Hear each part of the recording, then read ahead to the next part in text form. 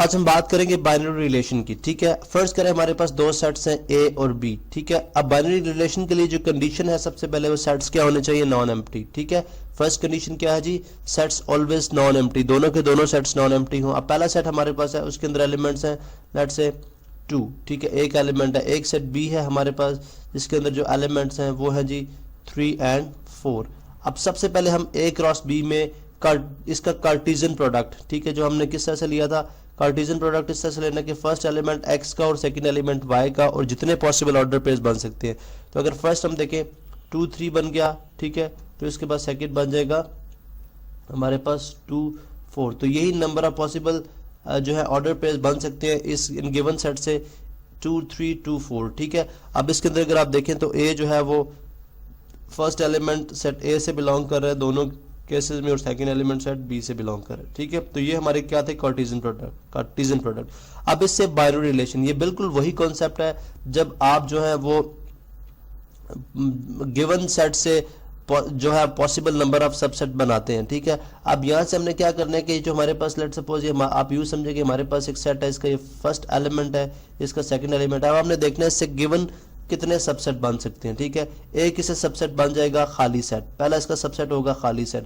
दूसरा इसका सबसेट जो बन सकता है वो बन सकता है जी 2 3। ठीक है, तीसरा इससे सबसेट बन जाएगा वो बन जाएगा 2 4। इससे चौथा जो सबसेट बन जाएगा वो बन जाएगा 2 3, ठीक है, और 2 4।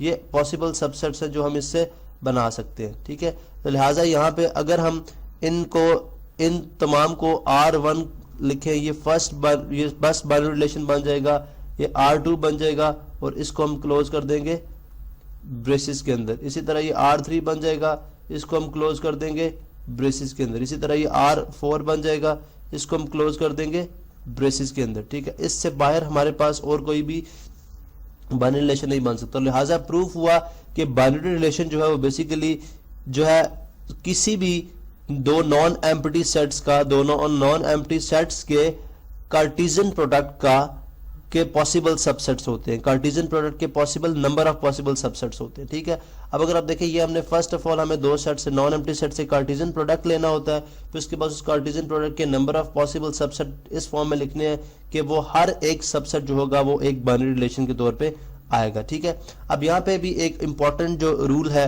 वो ये है कि अगर आप देखें कि हमारे पास, अगर हमने देखा कि हमारे पास कार्टेशियन प्रोडक्ट कितने बनते हैं, तो हम बेसिकली क्या करते हैं, उसको number of elements of A जो कि 1 है, number of elements of B जो कि 2 है, उनको मल्टीप्लाई करते हैं। हमारे पास 2 इसके बनने चाहिए थे कार्टेशियन प्रोडक्ट में। ठीक है, 2 सबसेट। तो अगर आप देखें यहाँ पे हमारे पास कितने सबसेट बने, 1 और 2। ठीक है, लेकिन अगर आपने number of possible binary relation देखने हैं तो आप क्या करेंगे, लेट्स से अगर आप जो number of elements of set ए है वो m को m से रिप्रेजेंट कर ले, number of elements of set b को n से रिप्रेजेंट करे, तो हमारे पास पॉसिबल जो हमारे पास नंबर ऑफ बाइनरी रिलेशंस होंगे, ठीक है, बाइनरी रिलेशंस BR, वो कितने होंगे, वो इक्वल होंगे 2 raise to power m multiply by n, 2 raise to power m multiply by n। अगर यहाँ इस केस में देखें 2 raise to power m multiply by n कितना था हमारे पास 2, तो 2 रेज़ टू पावर 2 कितना होता है 4। तो अगर आप देखें आपके पास 4 बाइनरी रिलेशन है। ठीक है, ये 1 है, ये 2 है, ये 3 है, ये 4 है। तो लिहाजा यहाँ से हमें पता चला जी बाइनरी रिलेशन जो है वो डिपेंड करता है कि आपके पास नंबर ऑफ एलिमेंट्स कितने हैं। जितने नंबर ऑफ एलिमेंट्स होंगे 2 raise to power m multiply by n, वो नंबर ऑफ एलिमेंट्स की पावर ले लेंगे, उनके प्रोडक्ट की पावर ले लेंगे, 2 की पावर ले लेंगे वो प्रोडक्ट, और उसके बाद वो जो हमारे पास आंसर आएगा उतने हमारे पास बाइनरी रिलेशन होने चाहिए। तो यहाँ से आपने देखा कि किस तरह से हमने जो है वो बाइनरी रिलेशन को स्टडी किया और बाइनरी रिलेशन के कॉन्सेप्ट को हमने नंबर्स की फॉर्म में किस तरह से समझा।